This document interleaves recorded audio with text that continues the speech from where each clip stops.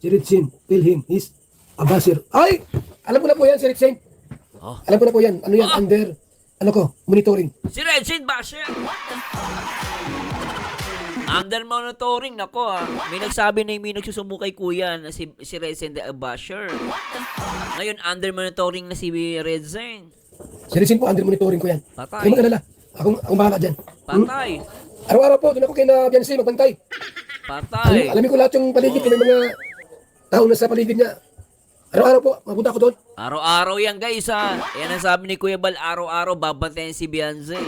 Babantayan niya din lang si Beyonce, pati yung nasa paligid niya. Kaya yun yung sinasabi ng mga viewers. Kaya nagagalit sila sa'yo. Para puntahan ko. Hindi ma'am. Sabi Kasi niya, taga lang guys, ulitin natin to portion na to. Walang ano dito na kay Beyonce pa. May pinakita lang siyang iba pero hindi naman lahat. Hindi pa yun ang basehan para puntahan ko. Hindi ma'am. Di ba daw basehan yun para punta? Kasi may nag-comment dito si Arlen Otoge. Si Red Zane dapat ang tumigil sa kakatapik sa live niya. Yun ang punto ng mga viewers, di ba? Ngaw-ngaw na ngaw-ngaw kung lapit ng bahay niya ke. Pero duwag naman pumunta kay Eds. Totoo. Kaya ako nga nakakapunta ako mula Singapore hanggang Daet Yan, Daet to Daet. Siguro naman may mga motor kayo, may mga sasakyan kayo. Hindi ka naman gagastos ng malaking sa gasolina. Tama, mag-usap sila ni Edo. Tama yan pero sabi ni Arlene pero duwag naman pumunta kay Eds. Dapat ganun. Talaga matapang ka. Punta mo si Edo, mag-usap kayo doon. Papa Eds, may hawak si Beyonce na resibo. Ano masasabi mo doon? Dapat ganun, di ba? Kung pwede bang mag-file ng case ng cyber libel, kahit hindi na mention ang name mo po. Pero you have evidences na ikaw talaga yung tinutukoy ng tao sa Facebook. Okay. Honey, salamat sa katanungan mo at sa pagsubaybay at pakikinig sa ating palatuntunang Ang Buhay at Batas. Bago natin sagutin yan, yung elemento muna ng cyber libel, kasi po ang mga krimen sa atin, may mga elemento po yan. Kailangan mapatunayan, matukoy isa-isa at mapatunayan ito by evidence. Kung hindi, madidismiss ang kaso. Ano ba?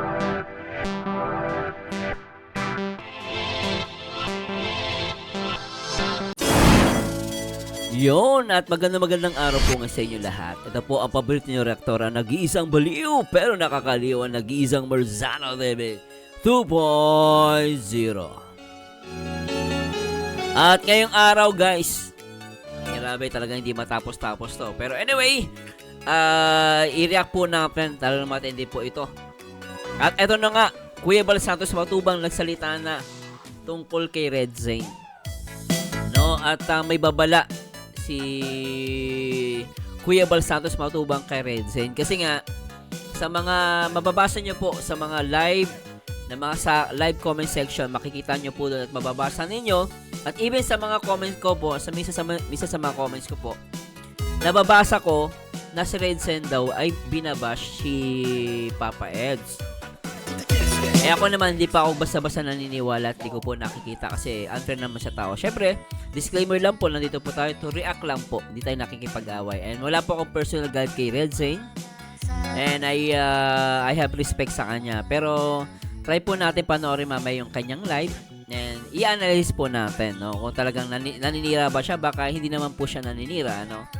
At the same time, itong si Kuya Bal, meron ng babala kay Red Zane. No, especially at sinabihan niya nata ang Karaba tungkol dito at alamin natin yan. No, syempre shoutout po sa lahat ng mga solid viewers natin mula Luzon, Visayas at Mindanao, syempre sa buong Mega Metro Manila. Syempre sampu din po ng mga kapwa OFW natin sa iba't ibang dako ng mundo. At ingat po kayo, lalo yung mga taga Middle East dyan. And let's enjoy this reaction video. At syempre, shoutout po sa lahat naman nagmamahal dito sa Kalingap. Syempre, shoutout po sa lahat ng mga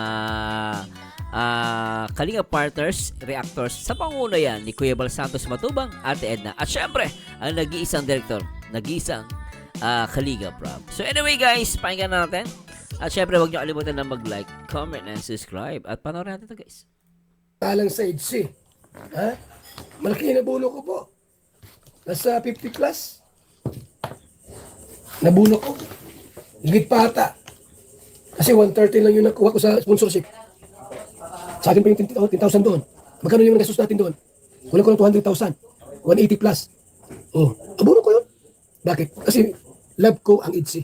Yun. EDC forever. Walang iwanan. Yun. Hindi po part. Pero si Bobby po, Yan ang solid EDC. mahirap na si Bobby pagkatiwalaan.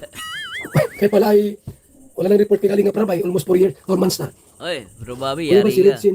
Ritsin, tell him, he's a basir. Ay! Alam ko na po yan, si Ritsin. Oh. Alam ko na po yan. Ano yan, under, monitoring. Si Regine Basher. Under monitoring, nako may nagsabi na may nagsusumo kay kuya na si Regine Basher. Ngayon, under monitoring na si Regine. Si Ritsin po, under monitoring ko yan. Patay. Ay, mag-alala. Akong bahala dyan. Patay. Araw-araw po, doon ako kay na Biancy, magbantay. Patay. Alamin ko lahat yung paligid, kung may mga tao na sa paligid niya. Araw-araw po, mapunta ako doon. Araw-araw yan guys Yan ang sabi ni Kuya Bal, araw-araw babantayan si Beyonce. Babantayan niya din lang si Beyonce, pati yung nasa paligid niya. Oh, Kung bigla kayo, oh. 2 years ng EG, tapos isirain nyo. Patay kayo. Oh. Hindi ko alam kung sino sinasabihan ni Kuya Bal. Sabi niya pambira kayo, 2 years na ang SC sisirain ninyo. Hindi ko alam kung sino sinasabihan ni Kuya Bal dito Oh. Hindi pwedeng ganun. Mali yan. Patay. Nako. Oh. Ritsin is also a brother. Ha? He said he would expose the truth against it. Ay, Ha? pambira naman. O, ganun. Hala Ito siraan si Ido. Bait-bait niyan. Patay. Nako. If you don't know how to follow the rules, you should be fined Hoy! and suspended. Ay, patawag ng kalaban yan. Patay. Dapat ipatawag ng kalaban yan. Ito si Ren. Wala, mahina step si Ren. Patay. Di kaya. Hala Si ka. Dr. Love, Nako. ano lang, Oh. tinatawanan yung karaba. Oh, Dr. Love, tinatawanan daw yung karaba. Sabi TV, hindi rin nasunod. Ano na yung mga kaibigan? Anong gawin natin dito? Karaba nga natin binigyan ng pangil eh. Isuspended natin yan. Ayan po na, paninira. Alam na idsi tayo, tapos ma-idri ka sila. Eh, mali po yun. Magpaliwanag sila. Oh. Dapat ipakita sa karaba yan. Oo. Babi TV. Mali yung ganun. Patay. Bro Bobby, yari ka. Damay ka din, Bro Bobby. Anong ginawa mo kasalanan, bro?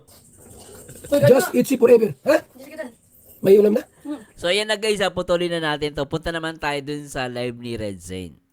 May mas mabigat pa na dahilan kung bakit gano'n ang nangyayari. Kaya namin siya pinagtatanggol kasi mayroon pang mas mabigat na dahilan. Yun ang yung aabangan natin. Yun yung dapat aminin. Yung dapat yung aminin kung ano yung mabigat na dahilan. Kasi di man sinasabi nila. Guys, ipapakita ko na lang po yung mga yung mga comments sa live section ni Red Zane. Kasi ang pinapakita lang naman niya tapat ng bahay nila Beyonce, no? Tama ba? So anyway, tuloy natin to, guys. Sa amin kung ano yung mabigat na dahilan. O yun yung pinangahawakan namin doon, guys. Kasi sa tao kasi, alam mo na yung tao kung ano yung nangyayari. Oo. Private lab, wala tayong pakialam doon. Private life na yun. Tama na yan, Red Sin, pambihira. Patahimikin na natin yung sila vlog. Ate Rosemary. Sinabi Kalinga Prab, wag na itapag si Ben. Tama na, Red Sin, huwag mo na basahin para iwas issue. Oo, Red Zane, sinabi ni Kalinga, probably daw i-topic si Beyonce.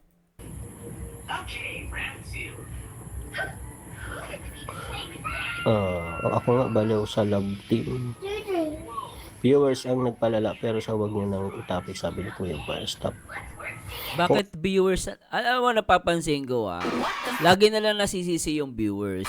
Actually, yung viewers, yes, may mga nagko-comment yan. Pero as a content creator, ako malaki ang malaki ang influence natin sa nangyayari. Ako, paniniwala ko po, minsan ako, kung nagiging din po ako sa sarili ko, ina-assist ko din po sarili ko, baka mamaya, bilang content creator ay ano rin po ako, nakakasira. So kaya minsan naglalaylo din ako eh. No, lalo sa mga issue. Pero minsan naman, ano mo kasi, hindi pa pwede kasi ang viewers kasi, ang ganda lang yan. Pag hindi yan pinatulan ng content creator, walang silbi yan. I-block mo, i-delete mo, anong mangyayari niyan? Diba? Nagkakaroon na ng pangil yung mga viewers kapag yung content creator, yung mga sinasabi nila, kino-content tapos pinapatulan. Lalo sa mga live, pag binasa mo tapos umayong ka. Yung maling-mali yun. Alam mo nang binabash kung sino man, tapos papatulan mo, kumbaga mag-a-agree ka pa. Mali na yun. Matuloy natin. Ano man ang nangyari sa loob ng Diyos para matapos na. Kaya kuya, kung viewers ang may sala, O, tama yan, no? Jesus sa kadag. Dapat dyan, wag nang itapik ang EDC sa live para matahimik ng lahat. Wala nang issue kasi si Red Saint, kada live, puro topic yan na lang kaya hindi nawala ang issue. O, diba? Ipunto si Ma'am Jesus eh. yun yung patunan. Lovely Cup. Mabait si Biancy, may nahanap na siyang mahigit kay wag na daw itapik si Biancy. Tita Melanie, hello. Di ko man tinatapik si Biancy. Tinatapik ko yung live kanina, tita. Mabasa ko kasi dito, mga nababasa ko lang yun. Hindi ko naman tinatapik si Biancy. Binabasa lang naman yan. Binabasa lang daw ni Red Zayn, no? Kasi binabanggit ng mga viewers. Okay. Bakit topic pa din si Biancy dito? Pinatigil ng pag-react. Sila naman ang nagko-comment dito. Ang topic ko dito, yung live kanina kay Sir July, kasi ako daw ang ng link. Tama naman. Na kasi kung ano man ang mabigat na yan, hayaan na lang silang dalawang mag-usap. Patahimikan na lang silang dalawa. Yurak na po na. Sabi ni Love Hurts, wag nang kalkalin ang sugat ni Bella para di mga naglaknak.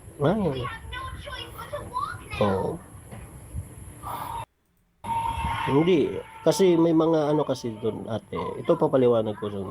Kaya lang guys, sabi dito ni meme mo, wala kang sinasabi na third party. Pero yung pananalita mo, may pasaring tapos sasabihin mo, magpakatotoo. May basher na ngang ginagatungan mo pa, yan ang problema sa'yo. Sabi ni Meme Mayo. Saglit lang naman ito. May mga tao kasing hindi yung ginagawa nila, hindi public, private nila message si Biancy or parang gano'n, parang sa TikTok, mga gano'n, private message, mga gano'n. So kasi yung bata, siyempre, apektado din. Tsaka lahat ng sinasabi ni Biancy ay may katotohanan lang yun. Katotohanan yun. Katotohanan lahat yun. Kasi may mga siya, may mga resibo siyang hawak na siya lang ang nakakaalam kung bakit. So kaya nga, ang kinakatakot ko dito, guys, hindi naman sa ang kinakatakot ko sa dito, baka matrigger ng husto si Biancy, lalo na panay pa message, di ba? Panay message. Yun yung kinakatakot ko dito. Kaya ang mas maganda talaga, wag niyo nang ibas. Kung ano man yung nakikita niyo, nang ibas si Biancy. So, parang ang nangyayari kasi, sinasabi ni Red Zayn, may hawak na resibo si Beyonce. Ngayon, yung resibo na yon, dahil hawak ni Beyonce yung resibo na yon, ngayon, dahil binabas si Beyonce according to Red Zayn, kumbaga kababas ng iba kay Beyonce, baka ilabas daw ni Beyonce yung resibo na yon. Yun yung sinasabi ni Red Zayn. May punto naman. At nakikita ko naman dito, concern lang naman si Red Zayn kay Beyonce. Kaso kasi ang problema, actually itong usapang resibo, hindi naman dapat talaga to nakalabas sa public. Hindi na dapat to talaga inilabas. This was private, no? Private po ito. Kaya lang na naman lumabas tong resibo dahil nila-live nila. Actually, kung in the first place, itong about sa resibo, hindi ito inilalabas sa public. Kasi ako, pagkakaalam ko, wala namang inilabas si Beyonce about sa resibo. I don't know guys kung mali po ako. Correct po ako ha. No, ang naglabas sila, yung mga content creator ang naglabas eh. No? I don't know kung sino man na naglabas. Hindi ko alam kung sino. No? Pero narinig natin sa mga live. Yung about sa resibo, kung hindi nyo yan pinaparinig, hindi mag-react yung iba. Tapos, syempre, lalong mababas si Beyonce kasi nga kumbaga parang parang pagbabanta na parang yung resibo na yun ang magiging affected nito si Edu. Ngayon, syempre may mga maka-Edu, di maiiwasan na iba si Beyonce. Ganun talaga may may maka-Beyonce, maka-Edu. Sana naman, Red Zane, dapat hindi na talaga dapat tinatopic to. Ngayon, dahil tinatopic mo ulit, mapapakinggan ng mga viewers, hindi malalong gulo na naman. Di ba, paano kung merong galit kay Beyonce, magpanggap na na iba siya. O, di ba? Para lang ilabas yung resibo. So, para sa akin, concern tayo, pero minsan dapat iniisip din natin, mas possible yung mga ganitong sitwasyon, dapat din na inilalabas. Kaya lalong lumalala. Para sa comment ko lang po 'yun, no. Hindi ko inaaway sa Red Zane. Ko sa dito. Baka matrigger ng husto si Beyonce. Lalong-lalo na panay pa message, di ba? Panay message. Yun yung kinakatakot ko dito. Kaya ang mas maganda talaga, wag niyo nang ibas. Kung ano man yung nakikita. Kala mo, kahit sabi mong wag nang i-bash, pero kino-content ninyo, wala din yan. Nagkaka-idea yung mga viewers, at especially yung mga basher.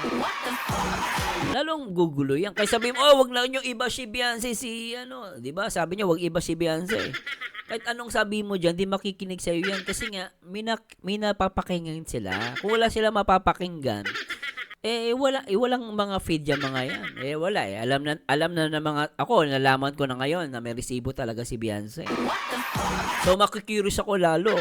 Ako nga, bilang walang alam sa nangyayari, at may resibo pala si Beyonce, nakikurious tuloy ako.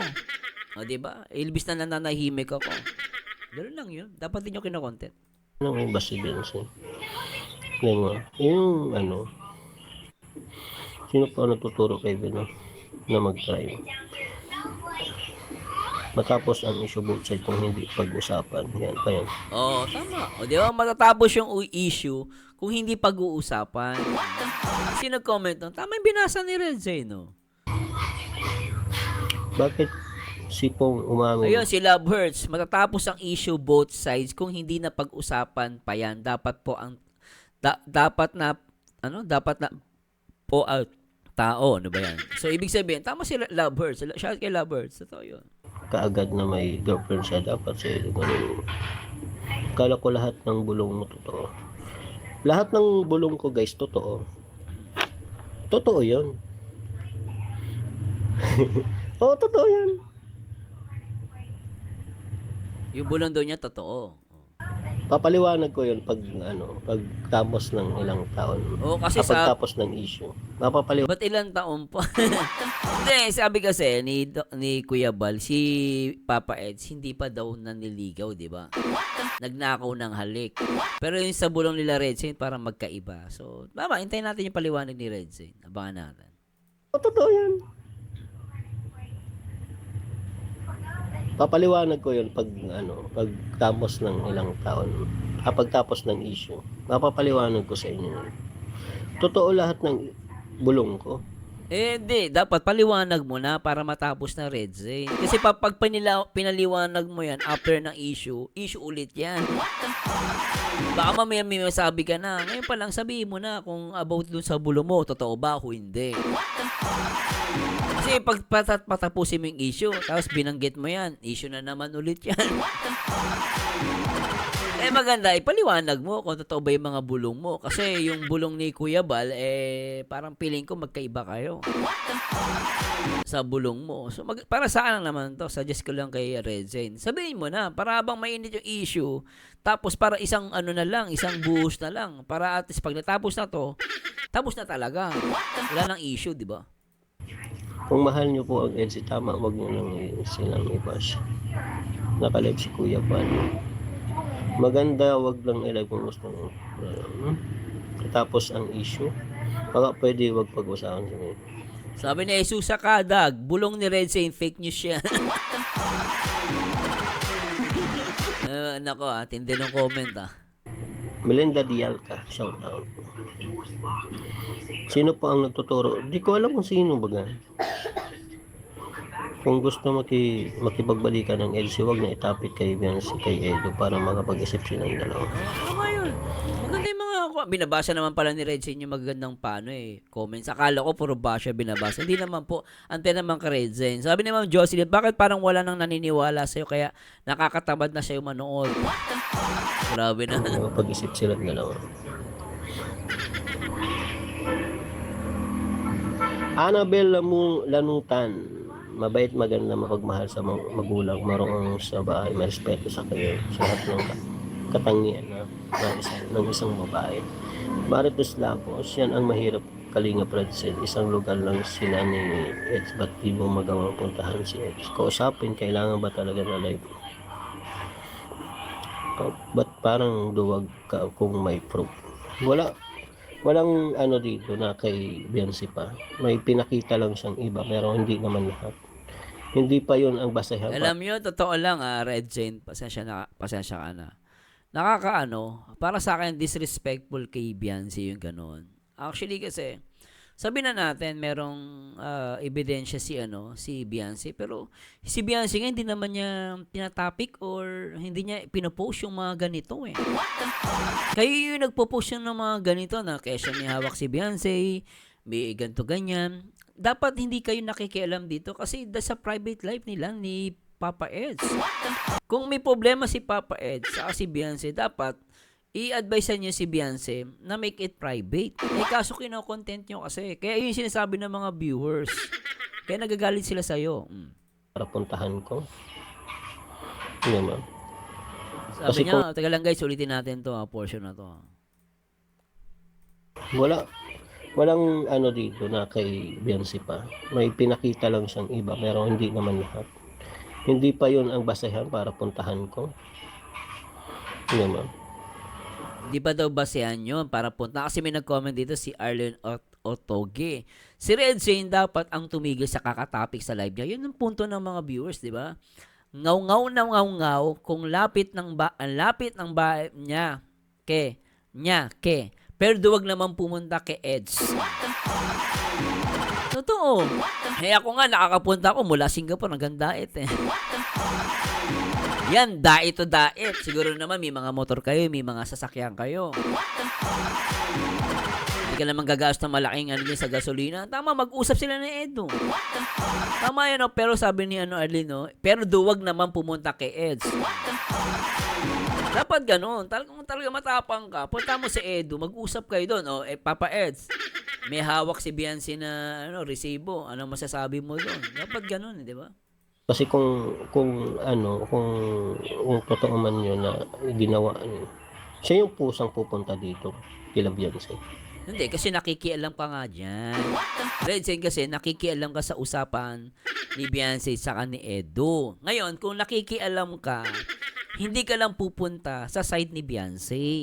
Kung talaga maka-EDC ka, ang gagawin mo, kung nandyan talaga ako, ang gagawin mo, pupunta ka sa side ni Beyonce, tanongin mo kung ano yung sinasabi ni Beyonce about sa resibo. Ngayon, para hindi naman mukhang kawawa si Papa Eds, bilang isang talaga nagmamahal sa EDC at talagang hindi ka one-sided or talagang EDC supporters ka. At bilang Team Kalingap, pupunta mo si Edu. Ngayon, tanongin mo si Edu, Papa Eds, totoo ba itong sinasabi ni Beyonce at about sa mga resibo? Ganon. Hindi, kung di ka pupunta, tama yung pero duwag ka naman daw pumunta sa bahay ni Ed. So, kung talaga matapang ka, punta mo si Papa Eds at tanongin mo about dun sa issue. Kung talagang concern ka na maayos to. Pero kung hindi ka pupunta, daldal ka ng daldal dyan, ibabanggitin mo yung mga sinasabi ni Beyonce. So, lalo lang lumalala. May punto yung mga viewers, Kaya sabi ni Kuya Bal, naka-monitor ka na, Red Zane. Siyang unang. Teka lang, babasahin natin, lovers. Kasamahan sa Kalinga, pero nayuyurakan ang pagkatao niya. Private life nila yan. Huwag panghaymasukan. Tama ng ilang araw na nabash ang dalawa. Di ba? Tama si Ma'am Lovebirds eh. Tama yan eh. Nang pumunta.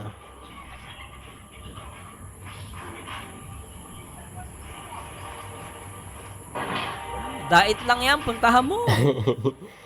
Mami mo, wala kaya sinabi ng third party pero yung pananalita mo may pasaring. Tapos sasabihin mo magpakatotoo. May baser na nga na ginagatungan mo pa yan ang problema sa iyo. Totoo man yun. Totoo yun guys, yung sinasabi ni mami mo. Totoo man talaga. Para maliwanagan, malaman niya na may problema na pala. Siya lang naman makakasagot ng problema niya. Alam mo, Red Saint, si Edo nga makakasagot ng problema nila. Pero ba't ka nakikialam? Yung punto nila doon, bakit mo tinatapik? Kasi ano isasabi mo si Edo sila naman makakasagot sa problema nila Hindi mo binabanggit si Edo dito. Pero sino ba naman ang naliling kay Beyonce? Di ba si Edo? Kasi sasabihin ng iba, Sir Merzano, wala namang binanggit na pangalan. Tama, wala nang binabanggit. Sino ba ang pinapatungkulan ng resibo? Sino? Si Kuya Bal? Kalinga Prab? O ako yung pinapatungkulan ng resibo ni Beyonce? Sino pinapatungkulan yung tatay niya? O yung kapitbahay niya? O si BBM? O kaya si Duterte? O sino? Walang pangalan. Sasabihin na iba, kasi wala namang pangalan. Hindi porket walang binanggit na pangalan. Alam mo sa korte.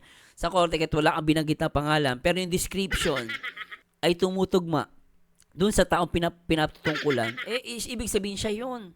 Ako nga, wala siya binabanggit kanina pa kung sino yun Pero malinaw si Edo yun Putulan ng itlog. Nga guys, putulan ng itlog. Si Edo ba? Hindi yun. Sino ba pinapatungkulan ng resibo ni Beyonce? Di ba si Edo? Kaya nga sabi ni Kuya Bal, under monitoring siya Hindi mo pwedeng sabihin kasi palusot na may ibang content creator yan. Wala kasi akong binabanggit na pangalan. Alam mo, pag wala akong binabanggit na pangalan, in general, yung kunwari, sinabi mo, si ganito, nauutot palagi. Lagi nasa harap ng camera. Yun, pang general yun. Kasi hindi siya specific. Ganun yung sinasabing, hindi ka nagbigay ng pangalan. Meron akong alam, ayon sa aking bubwit, meron isang reactor na lalaki na ganito ang ginagawa, di ba? Yun, hindi mo maano yun, in general yun. Pero pag sinabi mong may kilala ako, yung resibo, ganon. Okay, sabi natin, sige. May kilala ako reactor dyan. Yung reactor na to, laging may kulay itim na bonnet. Lagi na asando. Tapos, madaldal. Baliw. Na taga Singapore. Yung, kahit wala kang magpangalan, alam ko sino yun. At yun, pwedeng i-count ng husgado yun. Ayun, isasabi ng hindi nagpapangalan si Red Saint. Hindi, laglag siya dito. Alam niyo kung bakit? Kasi nga, tungkol dun sa resibo. Sino ba pinapatungkulan? Sino ba naman yung naliling kay Beyonce? Di ba si Edo? Ganun lang yun.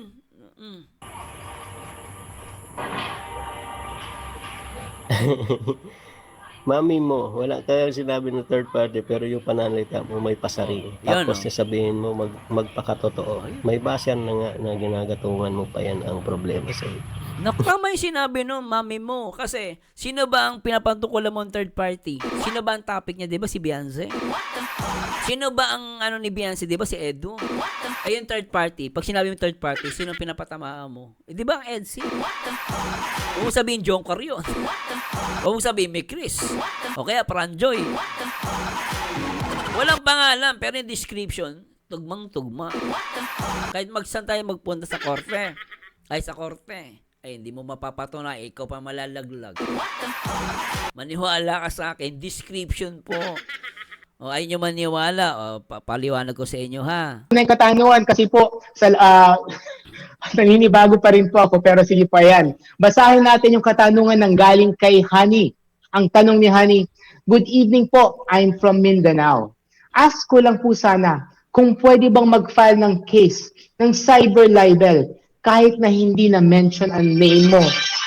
Ayan, may tumatawag sa akin.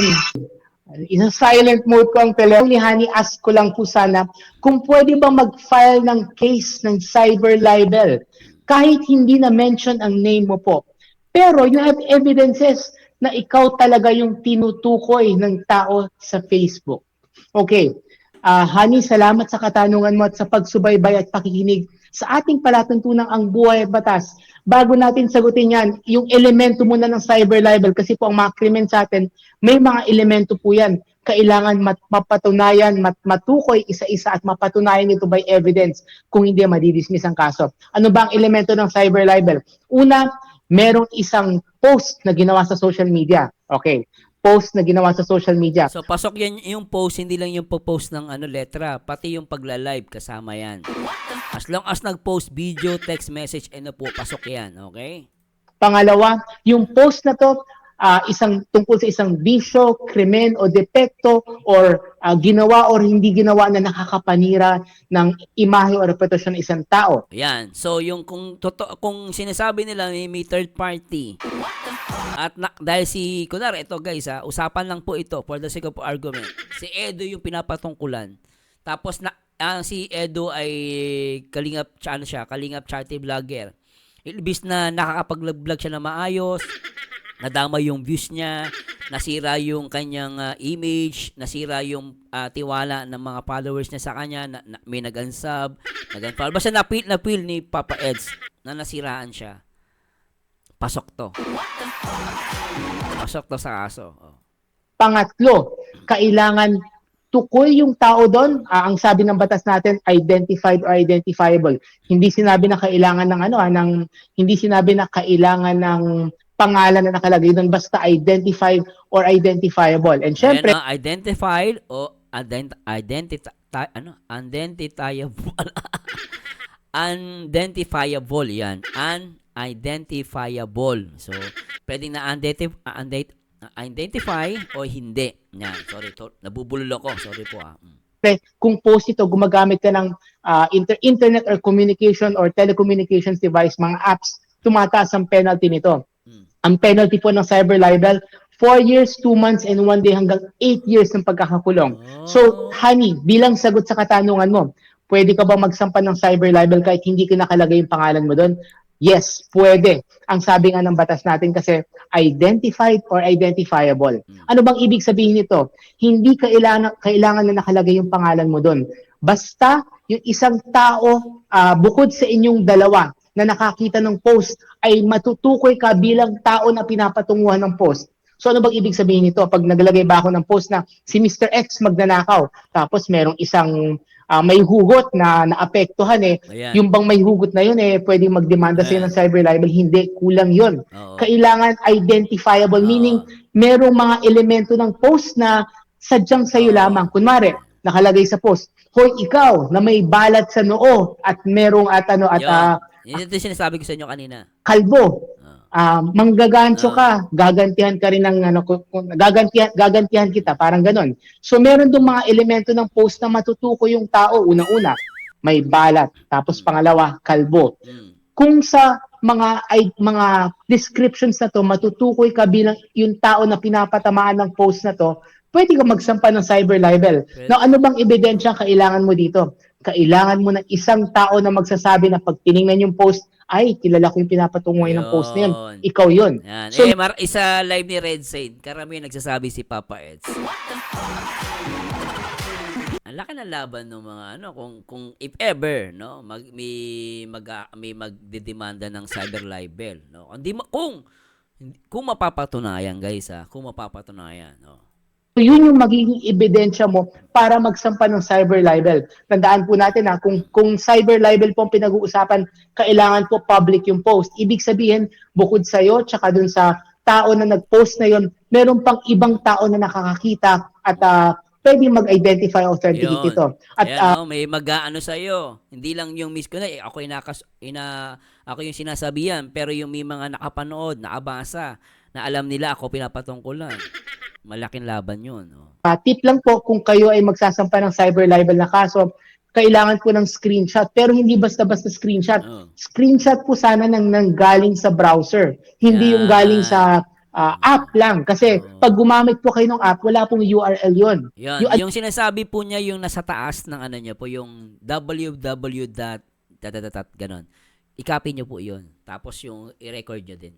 Ano ba yung URL? Yung kunyari, www.facebook.com/XLG, kung ano pa mga letters na susunod, yun po yung URL na kailangan kasi yun po yung iimbestigahan ng law enforcement natin para ma-authenticate at mapatunayan na legitimate yung post, na meron talaga nag-post ito laban sa'yo, at kailangan po yan kasi alam naman natin, ang dali-dali mag-photoshop ng mga posts at yun nga, para maiwasan na rin yung mga demanda na hindi naman pala totoo. Mas maganda ito, video. Yun, mas matindi yung laban. So, honey, sana na tulungan kita. So, punta tayo kay Red Zane. Totoo man yun. Totoo yun, guys. Yung sinasabi ni mami mo. Ito man talaga. Yan, sabi ni Abs Hasra. Kay Red Zane, totoo ba yung sabi ni Rudy? Nasa kanya daw ang copy ng CCTV nila. Ibigay daw nila kila Bopil at Ate Glo para walang bias daw. Yung pagpunta ni Edu sa apartment ni Mariel Laca. Ito, pag sinagot to ni Red Zane, ayan, malamang, although hindi niya binabanggit si Edu, pero yung nag-comment, binasa niya, mayayari siya. So, malinaw si Edu yun. Isa pa. Ito, kila Beyonce. Siya ang unang pumunta. Kaya mahirap makialam sa hindi mo naman Hindi mo issue, nakikialam ka, mahirap yan. Baka mademanda ka pa. Mahirap po yan. Tola. Kasi hindi kita inaaway Baka mapanood mo to sabihin mo hindi kita inaaway. Ito ay payong kaibigan lang at gusto lang kita maingatan. Mahirap nung pinapasukan mo. So, para sa akin, makinig ka sa sinasabi ng mga viewers. Wala naman silang masamang sinasabi sa'yo. Pero para sa akin, as much as possible, tigil natin to. This is a very private at I don't know. Kung di ko alam, buti mabait si Papa Eds. Kung sa iba yan. Nako po. Mami mo, wala kaya sinabi ng third party, pero yung pananalita mo may pasaring. Tapos sasabihin mo magpakatotoo. May basehan na nga na ginagatungan mo pa yan ang problema sa'yo. Totoo man yun. Totoo yun, guys. Yung sinasabi ni mami mo. Ito man talaga. Para maliwanagan. Malaman niya na may problema na ba na. Siya lang naman makakasagot ng problema niya. Ang tinutukoy niya, sinong siya? Si BBM ba yan? Pero malinaw talaga. Ang sinasabi niyang siya, si Edu. Huwag mo sabihin sa akin, di si Edu itong sinasabi mo. Siya daw makakasagot. Bagay, hindi niyo naman kasi alam kung ano talaga ang katotohanan. Hindi niyo alam kasi. So, naintindihan ko naman kayo. Ako naman ay hindi naman ako mahirap kausapin kung ano yung paniniwala mo.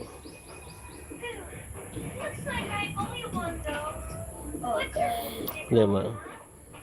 Kung ano man yung paniniwala nyo, guys, yun yung karapatan nyo. No? Kasi hindi nyo naman alam ang katotohanan, diba? Sino ba naman si Redzen para sino ba naman ako? Sino ba naman ako para puntahan? Alam mo, sinasabi ni Ray, sino ba naman si Red Zane para daw puntahan si Edu at tanungin? Hello guys, no? Nagka-topic siya ng ganito. Alam mo, kung concerned ka, like sinasabi ng mga viewers, kung concerned ka, tanungin mo si Edu. Ang lapit-lapit lang ng daet Ako nga, from Singapore to daet, nakapunta ako Diba? Hindi naman dahil sino. Ang importante dito, kung talaga maka-EDSI ka at talagang team kalingap ka, yung kasama mo na pinagbibintangan na may third party, puntahan mo, tanungin mo siya. Ganun yun. Yung sinasabi ng viewers, hindi ka nila inuutusan. Nagsasuggest lang sila sa'yo na puntahan mo. Kasi para matapos na to. Diba? Yun ang punto ng mga viewers. Hindi ka naman nila inuutusan At hindi ka naman pinamalakihan ng mga viewers. Yun ang punto nila. Siya ang may dapat siya pumunta dito kay Beyonce. Makipag-usap siya ng person. Ayusin niya hanggang maaga pa. May punto naman si Red Zane. Pero dapat puntahan mo. Ikayatin mo si Edu gawin yun. Siyempre, bakit nga ang sinasabi kasi ng ibang viewers, kaya hindi makapunta si Edu dyan, baka mamaya, ma-vlog na naman siya. Sa dami ng CCTV dyan, di ba? Alam nyo guys, wala naman, di ko naman sinasabi si Red Zane, nagsasabi ng totoo o hindi. Ang sa akin lang, this is a private thing. Dapat sila nag-uusap. Kung ngayon, kung may problema talaga at totoo itong binibintang niya kay Edo, although di niya binabanggit, pero hatang-hata si Edo, dapat puntahan niya si Edo for the sake of transparency, di ba? Yun naman talaga ang problema niya. Okay? Oh. Ito bang sabi ko lang sa inyo, naintindihan ko kayo kasi hindi nyo alam ang dahilan. Tanggap ko yung pambabas nyo, walang problema. Maliit na bagay. Maliit na bagay lang yun guys, yung pangbabas nyo sa amin. Tama ka, ano? Di ba? Oh, totoo yan. Hindi nyo alam ang dahilan kung bakit. Tama si Ma'am Leia May S1. Opo, hindi talaga namin alam lahat sa issue. Sa amin lang, mahal namin ang EDSI. Sana, tahimik na lang po. Sana para matapos na kasamahan nyo din yan sa Kalingap. Nakakatulong din nakakatulong na din sa inyo. Tama na respeto lang. Yun. Yun ang sana makuha ni Red Zane. Respeto na lang. Bakit hindi namin alam ang totoo, hindi tatanungin kita totoo ba o hindi.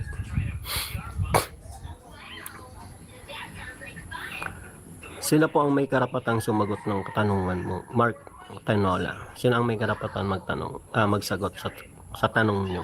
Ako hindi naman ako pwedeng magsalita about yun. Kaya nga hindi ko sinasabi na may third party, di ba? Pero yung the way na pananalita ko kasi, parang naintindihan nyo naman, di ba? Naintindihan nyo naman siguro. So, hindi naman natin alam kung anong dahilan. O, diba? Hindi niya ito guys ito mali niya. Tingnan niya, ulitin ko Sabi niya, wala siyang binabanggit na third party. Kaso, the way na pagsasalita daw niya, yun daw yung naiintindihan ng mga viewers. O, di ba? Wala kang sinasabing third party. Pero ikaw na mismo may sabi. The way ka na magsalita, yun yung nakukuha ng mga viewers. Kaya nga, Red Zane, respeto na lang, tigilan mo yung ganitong live. Kahit totoo man tong sinasabi mo, respeto na lang kasi kasama mo si Edo sa Kalingap. Charity vlogger yun Di ba? Kung ngayon, kung talagang may pag-usapan nyo ito in private, huwag sa public. Mark Tanola, sino ang may karapatan magsagot sa tanong nyo? Ako hindi naman ako pwedeng magsalita about yun. Kaya nga hindi ko sinasabi na may third party, di ba? Pero yung the way na pananalita ko kasi, parang naintindihan nyo naman. Di ba? Na-gets nyo guys? Wala siyang, alam mo, inadmit niya na to wala siyang binabanggit. Wala daw siya binabanggit. Pero the way na magsalita siya, naintindihan nyo. At ayun nakuha nga ng mga viewers, third party. Di ba? Laking ebidensya na ito.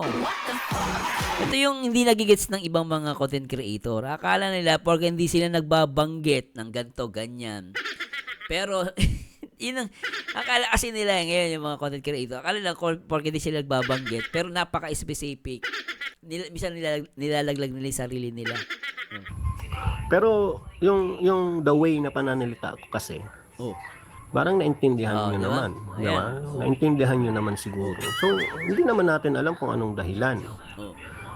So, ako kasi, alam ko din yung iba. Pero yung mabigat na sinasabi na, hindi ko alam yun. Meron kasing mabigat na dahilan Hindi ko, yun talaga ang promise, hindi ko talaga alam yun. Pero yung totoong, alam ko yun. Pero yung mabigat na sinasabi, hindi ko alam. Mapapatanong na nga lang ako sa sarili ko. Diba? Mapapatanong din ako sa sarili kung bakit. Ano ba yun? Ano ba yun? Diba? Question mark. Ano ba yun? Ito lumalabas, nagtatanong ng laman siya. Nagtatanong lang siya, question mark. May punto naman, Ano ba? Malaking question mark yun. So, ang sabi man kasi ni Pade, gusto namin siya yung pumunta dito para kausapin kami. Hindi yung sa chat lang. Sa chat lang or ano. Kasi yung chat nagbabago yung gustong sabihin. Sa kasi sa personal, maaring hindi ka pa pwedeng magsinungaling. Sa personal kasi maaring hindi ka pwede. Parang dating, papuntahin nila si Edo dito sa lugar nila. Yung Padi, siguro yung tatay ni Beyonce. Kasi nila papuntahin si Edo, dun sila mag-usap. Parang ganon, no? hindi ka magsinungaling. Sa chat kasi lahat ng kasinungalingan doon magsasabi mo, di ba? Lahat ng parang masasabi mo. Pero kung sa personal kayo mag-usap, nakikita kasi ang reaction doon eh. Kung nagsasabi ba siya ng totoo. Di ba? Dito kasi wala namang mali doon sa sinasabi nila na Sabi ni Lovehurts, andun tayo sa hindi namin alam ang dahilan. Pero sana tama na po para matapos ng issue. Hindi ako basher. Nawala ako sa sobrang yurak na ang tao. Hindi pa matigil-tigil ang issue. Tama. maaring hindi ka pa pwedeng magsinungaling. Sa personal kasi maaring hindi ka magsinungaling. Sa chat kasi lahat ng kasinungalingan doon magsasabi mo, di ba? Lahat ng parang masasabi mo. Pero kung sa personal kayo mag-usap, nakikita kasi ang reaction doon eh. Kung nagsasabi ba siya ng totoo. Di ba? Dito kasi wala namang mali doon sa sinasabi nila na sa sinasabi ng viewers na anong tawag nun? Personal life. Walang mali doon. Walang mali doon, guys. Yun ang sinasabi ko sa inyo. Wala kaming sa personal life. Pero kasi ito, may hindi pa natin alam. Mayroon pa tayong hindi nalalaman. Ako hindi ko din alam. Kaya Hindi mo pala alam, ba't mo inilalabas sa public? Nagbibigay ka ng sa tao eh. Kumbaga, ganito yun. May gustong sabihin si Red Zane eh. Kaya sabihin niya, meron kayong hindi alam. Meron din akong hindi alam. Pero hindi ko sasabihin. Kumbaga, nagbibigay siya ng idea ng isang bagay na hindi pala niya alam. Pero, ang tanong, lagi yung titignan guys, ano ang intention mo? Bakit mo sinasabi ito sa viewers mo? Yan ang magiging tanong sa Red Zane. Ano ang intention mo? Bakit sinasabi mo ang isang bagay na hindi pala alam ng tao, hindi mo pala din alam, wala kang siguraduhan, pero ba't mo sinasabi? Kasi para sa akin maaaring nagbibigay ka lang ng palaisipan sa mga viewers. Kaya ito yung sinasabi ng iba, hindi matapos-tapos ang gulo dahil gumagawa ka ng ganitong mga reaction video.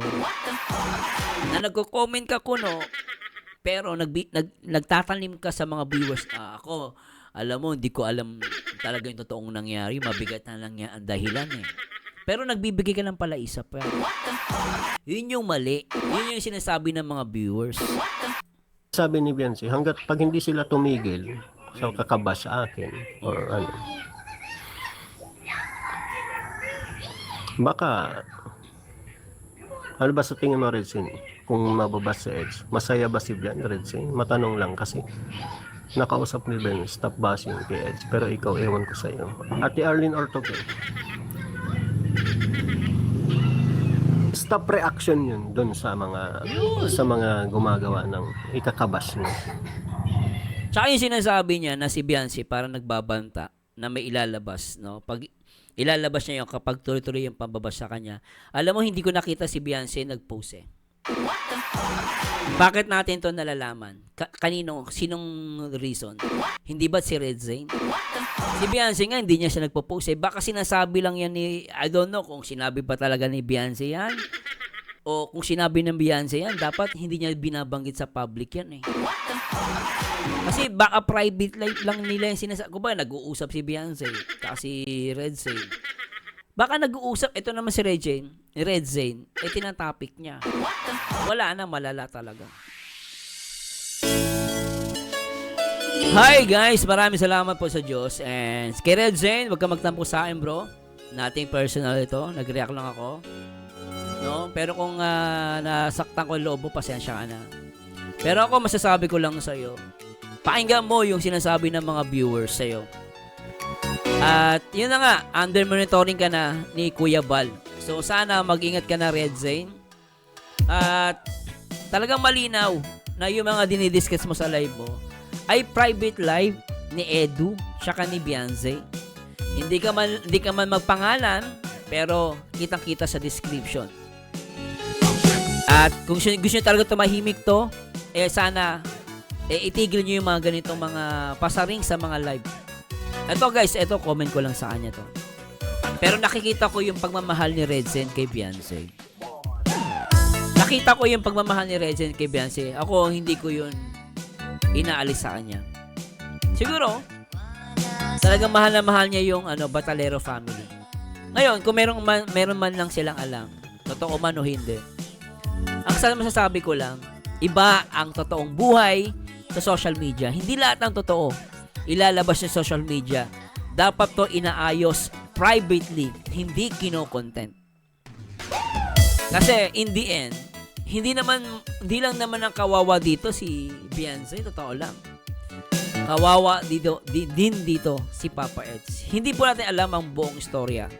Kung meron silang mga alam na totoong nangyari, mga bangyayari, sila po ang nakakaalam. At ako, labas na ako doon. Ako po ay nagbe-base lang sa mga video na inilalabas nila. At ako po ay nagbibigay lang naman ng advice. Take it or leave it. Pero kay Redzen, mag-ingat ka Redzen. Kasi hindi ko alam, baka mama isang araw, hindi mo alam ang mabait si Papa S, kung sa mabait. Pero kung makakasira to sa kanyang pagkatao, hindi ko alam kung anong tatakbo sa isip ni Papa S. Pero tigilan nyo na to guys. Mag-usap kayo kung talaga totoo matatapang kayo. Mag-usap kayo.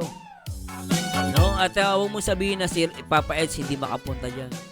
Siguro may dahilan. Ngayon, kung para matapos na to, mag-usap kayo lahat sa isang lugar. No? Hindi sa bahay ni Beyonce, hindi sa bahay ni Papa Eds. Mag-usap kayo sa lugar na kayo-kayo lang. In private. So anyway guys, maraming salamat sa Diyos. Gusto ko marinig guys ang inyong komento dito sa ating pinag-usapan. And to God be the glory. At lang yung tatandaan ng taong bitter ay wala forever. Mag-react kayo sa itsura, mag-komento kayo sa ganda. And to God be the glory. Paalam.